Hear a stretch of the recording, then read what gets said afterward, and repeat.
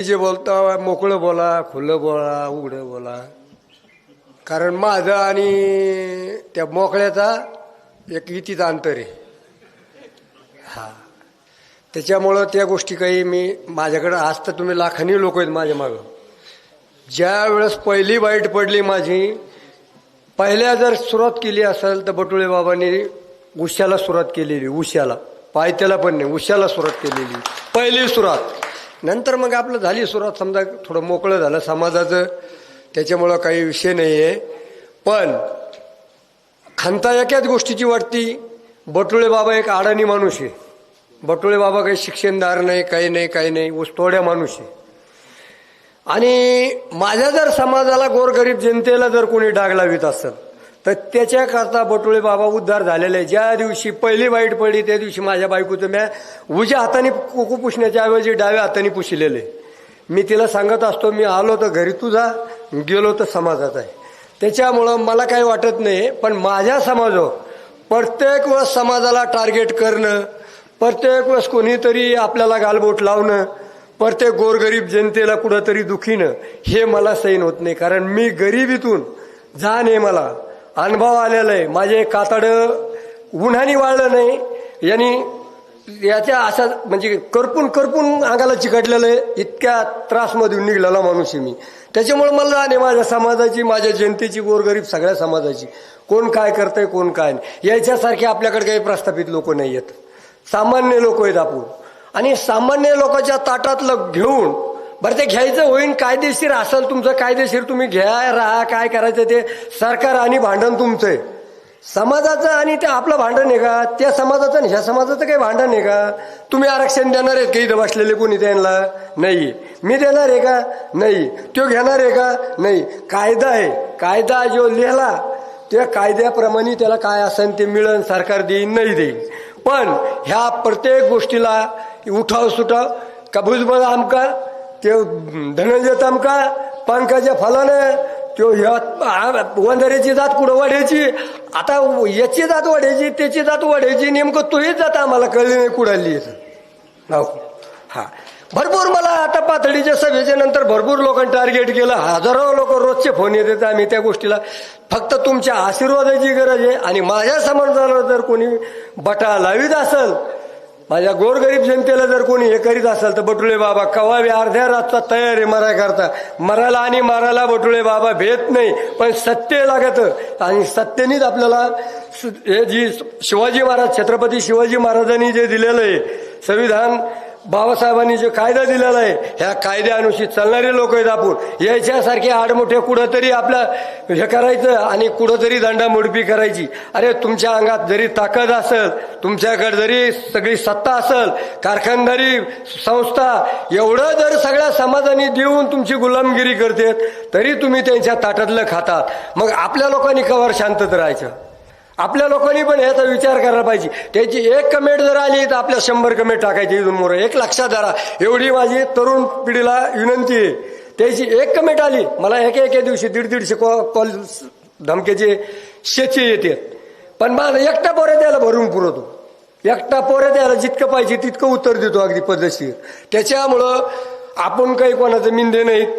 आपल्याला कायद्याने दिलेले आणि नेमाने आलेले आपले खरखोटं दाखलेले आपल्या परिस्थिती आहेत. ह्या परिस्थिती अनुषी दिलेले SC ST हे बाबासाहेबांनी जे ठरविलेले, OBC हे कॅटेगरी ज्या ठरविलेल्या आहेत, ह्या कॅटेगरी परिस्थिती पाहून दिलेल्या आहेत. हे ज्या वेळेस आरक्षण पाहिजे होतं ते ज्या देत होते बाबासाहेब म्हणले होते तुम्हाला गरज पडेल, त्यावेळेस हे काय म्हणले, आम्ही पाटील आहेत. आम्ही कोण आहेत? पाटील आहेत. मग आता तुम्ही पाटील आहेत तर आम्ही कुठं म्हणतो तुम्हाला मारे, तुम्ही पाटीलच आहेत ना. मग तुम्ही का उगाच गोरगरीब बोलू त्याच्या जाते याच्या नादी लागून तुम्ही त्याच्या उगाच डवचिता. अहो पराडाला डवचू नका तुम्ही. नागाचे पिल्ले आहेत ना, नागाच्या पिल्ल्यासारख्याच वागा. छत्रपती शिवाजी महाराजांनी स्वराज्य स्थापन केलं म्हणजे असं याच्या एका जातीवर केलेलं नाही. 18 पगड जात होती. सर्व समाजाने संघ घेऊन स्वराज्य स्थापन केलं. बाबासाहेबांनी विट्या असलेला म्हणजे असा काही एका जातीवर नेला नव्हता. सगळ्याच कॅटेगरी पाहून, सगळ्याचा इतिहास बघून, परिस्थिती बघून ती ज्याला ज्याचं त्याला दिलेलं आहे. आणि तुम्ही परिस्थिती काय बघता? जर्शिक दंडा मुडपी केली, एखादा जर्शिक बोलायला लागला का त्याच्यावर लगेच त्याला 200 कमेंट का 200 घोडे. अरे हे सांगितलं का तुम्हाला? आणि पुन्हा म्हणते आम्ही खानदानी छत्रपती शिव हे अरे छत्रपती महाराज हे करीत होते का? छत्रपती महाराज आया बहिणीला आईला आई, महिला बहिणीला बहीण म्हणणारे होते. अरे तुम्ही बहिणीला माय म्हणणार आणि आईला आई म्हणणार, तुम्हालाच कळा ना नेमकं आई कोणती बहीण कोणती. ह्या पद्धतीने राहा. आणि आतापर्यंत मी समाजावर कधी टार्गेट केलेलं नाही, कारण माझं आणि समाजाचं भांडण नाही, माझं आणि एकट्या जरांगेचं भांडण आहे. का की त्यांनी समाजात तेच निर्माण केलेलं आहे. त्याच्यामुळं मी त्याचा समाजाला दोष देत नाही. माझ्या आख्या चारी बाजूला तुम्हाला सांगतो 55 ते 60 लोक मराठा समाजाचे आहेत बिचारे. त्याची जमीनच मी घेतलेली आहे, पण ते इतके याच्यासारखे नालायक, याच्यासारखे नीच नाही आहेत. कारण मानव त्या माणसाला असतंय एक अर्ध कुठं ना कुठं जन्मलेला असतंय. 100 पैकी 10 लोक वाईट असतातच कोण्या समाजात, पण त्याचा भान ठेवावं लागतं. कोणी काय केलंय कोणाकरता कोण काय करता येतं. तर तुम्हाला सांगतो हजारो लोक आहेत असे आम्हाकडं त्याच समाजाचे आहेत बिचारे. आणि हजारो लोक बिचारे म्हणते बाबा आमचं काय नाही, आम्हाला काय जे असन ते कायदा जे नियमाने मिळन त्यांनी मिळन. पण ह्यो गडी उठतो सुटतो काही येऊन जाऊन हट कोण्या जातीचं आहे रे ते, कोण्या वाड्याचं आहे रे ते. अरे तू कोण्या वाड्याचा आहे हे आधी आईला विचार. मीडियावाल्याला जवळ घ्यायचं, अगं आई मी कोण्या जातीचं आहे हे विचारलं, बिचारी सांगेन ती सत्य. आजी हे महत्वाचं असतं. त्याच्यामुळं माझी एवढीच कळकळीची विनंती आहे सर्व तरुण पिढीला आणि आपल्या ओबीसी समाजाला की त्यांच्या म्हणजे त्याचा जर झेंडा असेल तर आपला दांडा कम्प्लीट ठेवायचा. आणि त्याच्या एका कमेंटला कमीत कमी आपल्या 100 कमेंट पडल्याच पाहिजे. कारण आपण त्यांनी टाकलेल्या प्रश्नाला उत्तर दिल्याशिवाय पर्याय नाही.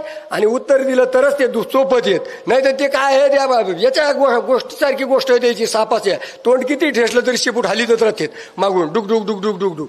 त्याच्यामुळं काय करा ह्या लक्षात घ्या, समाजाने एक होणं. सर्व एसी एसटी वंजारी असो, माळी असो, धनगर असो, 18 पगड जातीने आपण एकत्र आलोत तर कुठंतरी भविष्यात राजकारणामध्ये कुठंतरी आपला एक अर्धा पंचायत समितीचा मेंबर, जिल्हा परिषदचा मेंबर, सरपंच सदस्य होतोय. होईन पुन्हा.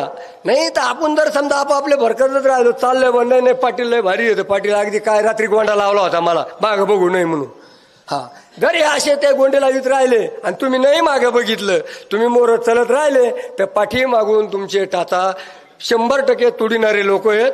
त्याच्याकरता त्याला राजकारण न्यायचं, तुमचं आरक्षण न्यायचं म्हणजे हे काही याचं नाही, लेकरा बाळाच्या भविष्याकरता नाही किंवा गरीब मराठ्याचा लढा नाही आहे.